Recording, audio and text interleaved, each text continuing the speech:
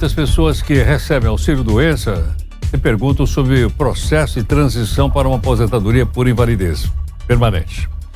Dr. Rodolfo Hammer, que é advogado e mestre em Direito Previdenciário, aqui conosco. Dr. Rodolfo, obrigado aqui por atender o Jornal Nova Brasil. Eu agradeço o convite, sempre uma honra falar para você e para nossos ouvintes. Muito obrigado. Dr. Rodolfo, é automática essa mudança ou essa transição, então, de quem recebe auxílio-doença para receber aposentadoria por invalidez e continuar isso até daí para frente? Não é automática. Essa mudança, ela vai ocorrer a partir de uma perícia. Então, sempre que nós falamos, Heródoto, de benefício por incapacidade, é necessário realizar a perícia médica junto a um perito federal, que é o perito do INSS. Inicialmente, você agenda, vai até a perícia e esse médico, então, vai analisar se a sua incapacidade ela é temporária ou se ela é permanente. Se a sua incapacidade for temporária, você vai receber o benefício de auxílio-doença, hoje chamado de benefício por incapacidade temporária. Se o médico entender que a sua incapacidade ela é permanente, aí sim ele vai deferir o benefício de aposentadoria por invalidez ou benefício por incapacidade permanente. Rodolfo, então, o laudo técnico é dado pelo próprio médico da Previdência Social. Da Previdência Social. O que é importante, Heródoto, e eu gosto sempre de repetir isso aos nossos ouvintes aqui, é que para que você passe numa perícia médica, você tenha um laudo médico, um relatório médico, e que neste relatório indique qual é a sua incapacidade. E é muito importante a gente diferenciar. Uma coisa é doença, outra coisa é incapacidade. Tem muitas pessoas que possuem graves doenças, mas não estão incapazes para o trabalho. Então, quando o segurado, o cidadão, ele for pedir um laudo para o médico, ele precisa falar para que o médico aponte naquele relatório, naquele laudo, qual é a incapacidade a que ele está submetido. Porque senão o perito do INSS acaba muitas vezes não deferindo nem o auxílio-doença, nem a aposentadoria por invalidez, porque não tem ali especificado qual é a incapacidade. É importante relatar, estou incapaz por conta disso, e aí o médico vai colocar, obviamente, o Código Internacional de Doenças e etc. Doutor Rodolfo, quer dizer que então, quando a pessoa for lá para se encontrar com o perito, ela já deve levar o laudo médico com ela? Ela precisa levar o laudo médico, isso é uma obrigação. Ela tem que apresentar documentos médicos que atestem essa incapacidade, né?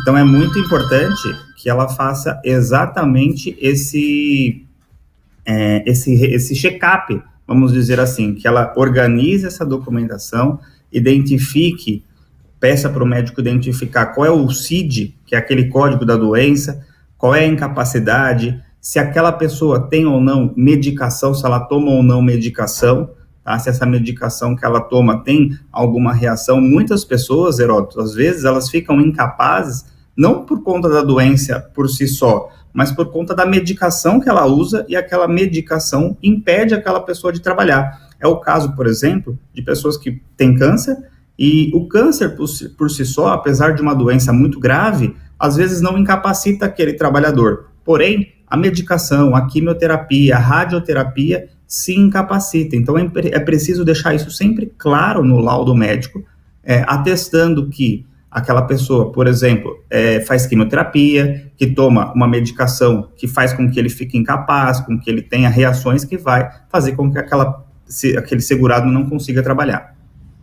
Rodolfo, quando uma pessoa passa a receber, então, o chamado, nós popularmente chamamos de auxílio-doença, ela perde muito do salário? Como é que é calculado isso?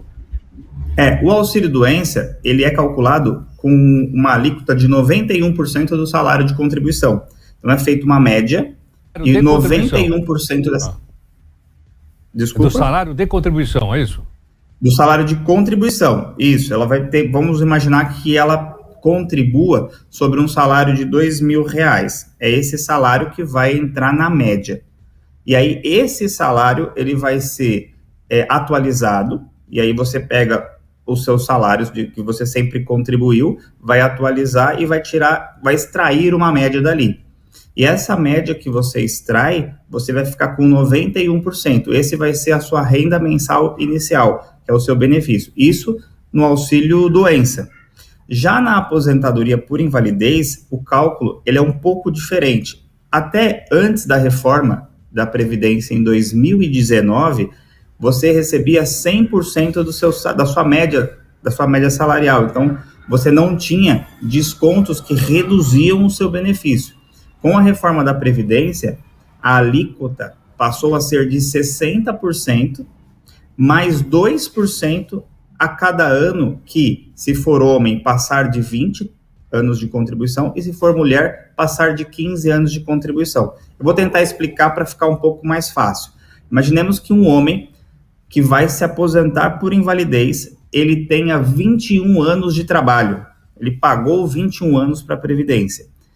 Então, a aposentadoria dele por invalidez vai ser 60%, mais 2%, porque ele tem um ano a mais do que os 20. Então, ele vai receber 62% da média. Se for mulher, são 15. Então, se ela tiver, por exemplo, 16 anos de contribuição, ela vai receber 60% mais 2% por esse ano que passou dos 15. Então, a aposentadoria por invalidez hoje, depois da reforma da Previdência, ela paga muito menos do que o auxílio doença, o auxílio à incapacidade temporária. Ela ficou ruim nesse sentido, porque financeiramente, apesar de você estar totalmente incapaz, você recebe menos, porque é 60%. Então, tem muita gente hoje que fica, inclusive, buscando recursos para provar que a incapacidade é anterior a 2019. Porque o que acontece? Às vezes você está recebendo o auxílio doença desde 2017 e essa mesma doença te incapacitou. E aí você tem que provar que a incapacidade é lá de trás, porque se for de depois de 2019, a sua renda vai cair e vai cair bastante. Muito obrigado, doutor Rodolfo Hammer, advogado e mestre em Direito Previdenciário, por atender aqui o Jornal Nova Brasil às 8h52. Eu agradeço, estou sempre à disposição, é uma honra e uma satisfação falar a você e aos nossos ouvintes. Obrigado.